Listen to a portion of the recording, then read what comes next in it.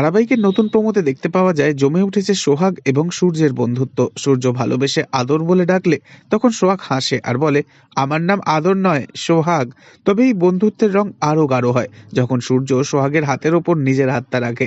এরপর দেখা যায় সোহাগ ট্রাক্টর গাড়ি চালিয়ে মাঠে লাঙল চষলে সূর্য এসে সোহাগের পাশেতেই বসে আর সোহাগকে সাহায্য করতে থাকে। এরপর দেখা যায় মাঠের কাজ সারা হয়ে যেতেই সূর্য নিজেই সাইকেল চালিয়ে সোহাগকে পিছনের সিটে বসিয়ে নিয়ে যায়। এরপর রাস্তায় উঁচু নিচু গাড্ডায় টাল সামলাতে না পেরে রাস্তায় সাইকেল নিয়ে পড়ে যায় সূর্য। সূর্যের বুকে আচমকাই মুখ লোকায় সোহাগ। দুজনকে দেখতে অত্যন্ত রোমান্টিক লাগতে থাকে। আর ঠিক সেই মুহূর্তে সূর্যের মা গাড়ি করে যাওয়ার সময় গাড়ির ভিতর থেকে ওদের দুজনকে দেখে তো ভীষণ রেগে যায় মনে মনে, আর ওদেরকে আলাদা করবার সিদ্ধান্ত নেয়।